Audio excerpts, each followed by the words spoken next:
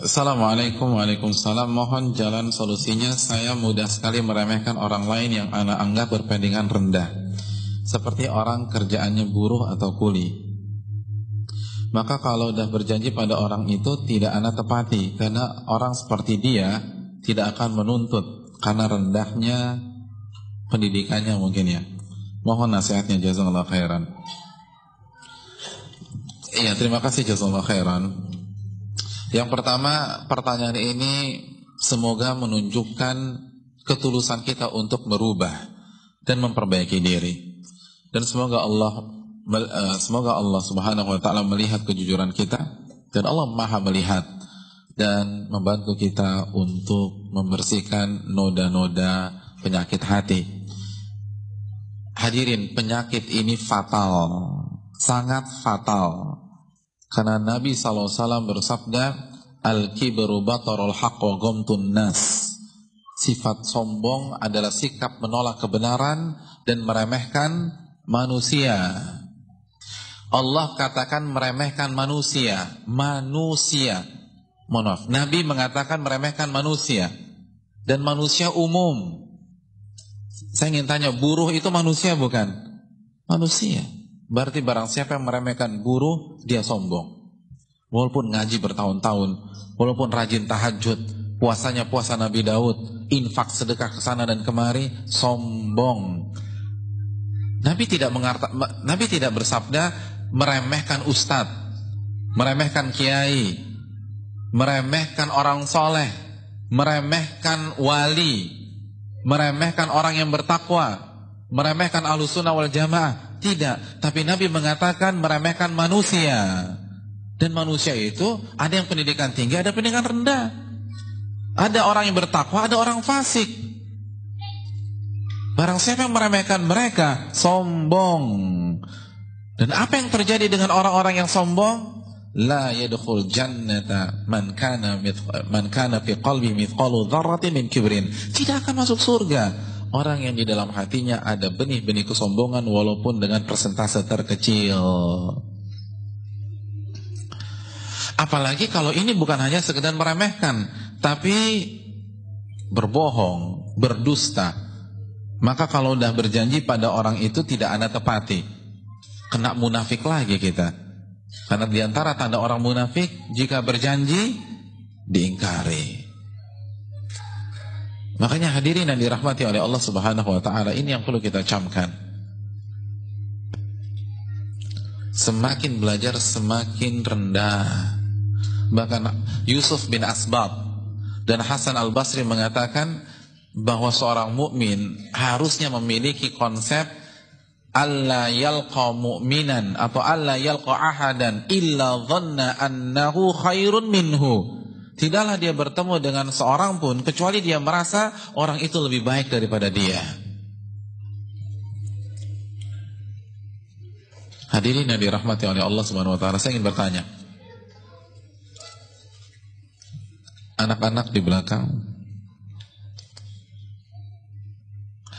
Saya ingin bertanya, mana yang lebih rendah? Buruh atau budak? Budak. Sadar gak sih bahwa kalau kita punya sikap seperti ini dan kita ditakdirkan hidup 15 abad yang lalu, maka yang kita remehkan adalah orang-orang seperti Bilal bin Rabah. Itu fatal loh. Berani meremehkan Bilal bin Rabah? Kan sama nih konsepnya. Bahkan lebih rendah lagi secara strata sosial, karena beliau budak, tapi justru beliau yang dipercaya untuk menjadi muadzin Nabi SAW. Umar saja, ini Umar yang ningrat, Umar yang pejabat, Umar yang tokoh masyarakat, begitu masuk Islam itu memanggil Bilal pakai sebutan Sayyid. Umar pernah mengatakan a'taqa sayyiduna Abu Bakar sayyidana Bilal. Sayyid kami Abu Bakar itu memerdekakan sayyid kami Bilal. Sayyid itu artinya apa sih? Kalau pakai bahasa Melayu klasik kan tuanku ya. Tapi kalau sekarang kan nggak dipakai lagi, pak lah, pak ya. Jadi nggak sebut nama. Artinya Umar ketika menyebut Bilal tuh nggak sebut nama, pakai Sayyid. Itu Umar. Kita siapa memang?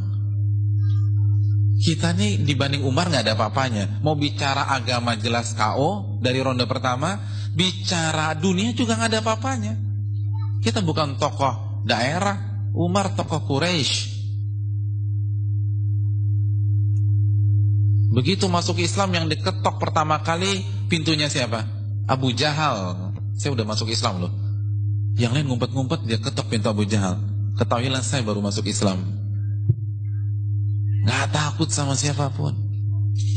Itu aja gak meremehkan budak atau mantan budak. Apalagi kita. Hadirin yang dirahmati oleh Allah. Dan yang ketiga, meremehkan orang pakai pintu agama dan ilmu saja nggak boleh. Apalagi meremehkan orang pakai pintu apa? Dunia dan pekerjaannya di dunia. Lebih nggak boleh lagi. Maksudnya apa? Antum hafalannya 30 juz.